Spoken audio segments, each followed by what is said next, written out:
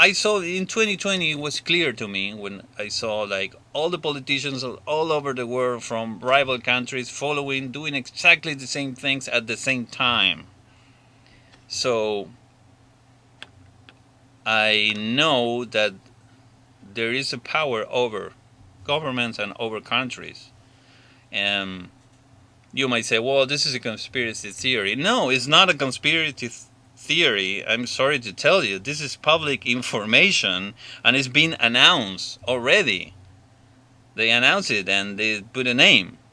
First, it was announced in 2001 by George W. Bush when he said, well, this is the beginning of a new world order. He said it with this straight face to everyone.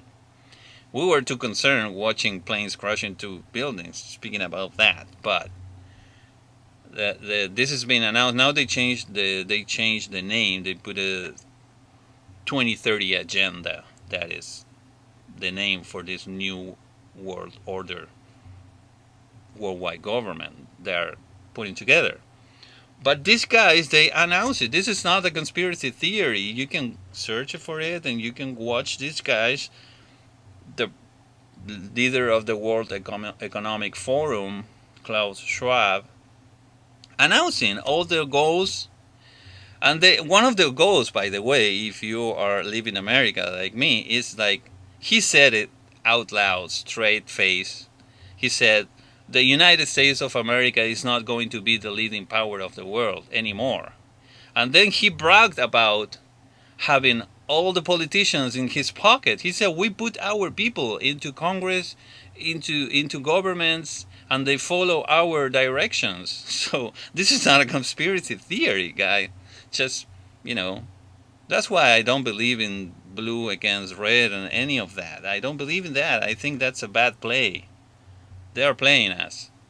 But you are going to see these rules, like a domino effect in all other countries, because that's their goal. And why I'm saying this, because their goal is also having their civilian drones, because what they want, and they disguise as a sustainability, is just a totalitarian government like it's already in place in China with facial recognition. And I see it in my home country, Argentina. I see the facial recognition all over in public transportation, in a lot of places. We can see it in airports, and they want that.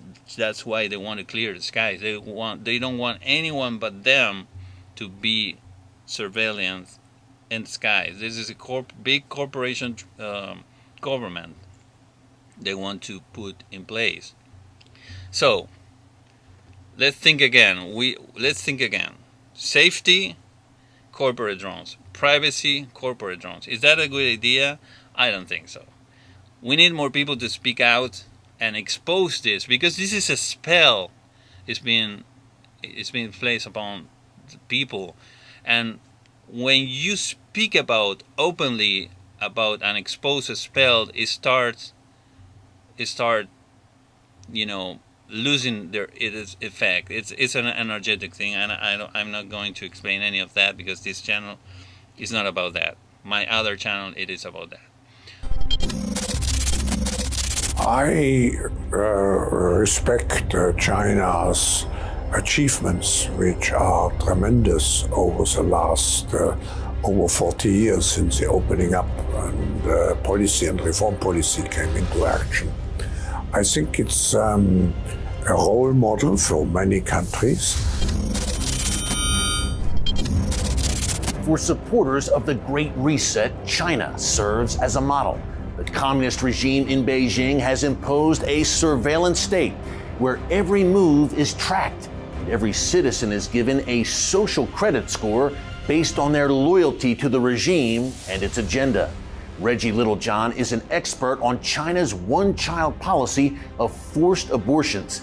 She's seen the tyranny of China's government up close, and she's sounding the alarm that it could come here, courtesy of the Great Reset.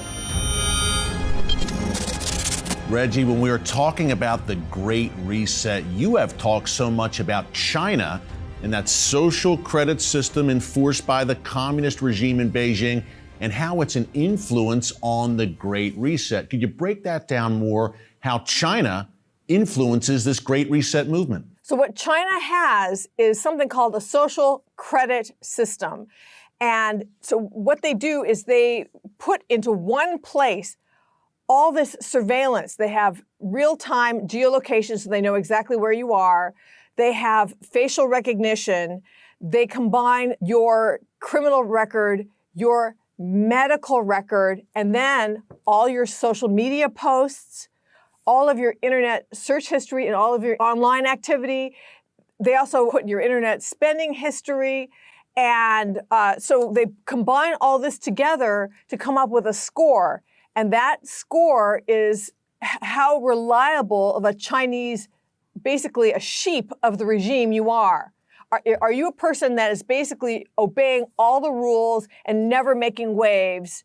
One thing that will make your score go down is if you're a person of faith. They track that also. They don't like people who believe in God because they consider themselves to be God. And so if your social credit score goes down, the first level of punishment would be you could lose your job, your kid won't go to a good school, you won't be able to borrow money, so you won't be able to start a business or buy a home, you won't be able to travel. And if you keep it up, if you continue to be a dissident voice, it is connected to your credit card and your bank account, so they can just shut those off and completely paralyze you. And if you are a true dissident, then they can just disappear you. They know exactly where you are, what you look like, and they can punish your friends also because they know what your social network is. And if people think that this kind of thing could not happen in the West, it has already happened in Canada. So we saw this at the truckers' strike, where not only were the truckers, but also people who had donated to the truckers were severed from their bank accounts and their credit cards. So this can happen even in the West, even in the United States.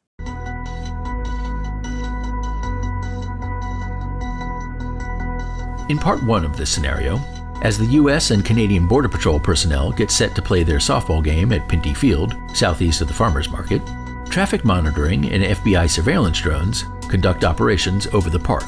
A food delivery drone brings pizza to help the players carb load before the game, then promptly departs the area. A recreational user named Danny is in the park nearby and watches as the softball game gets underway. He launches his UAS to get a better view. A local law enforcement official from the Oneida County Sheriff's Department notices Danny's UAS and notifies other law enforcement officers in Rome. A federal official from the FBI steps in to help retrieve the necessary information. The FBI official initiates a correlation query with the Federal Aviation Administration, which provides identifying information about the UAS and its operator.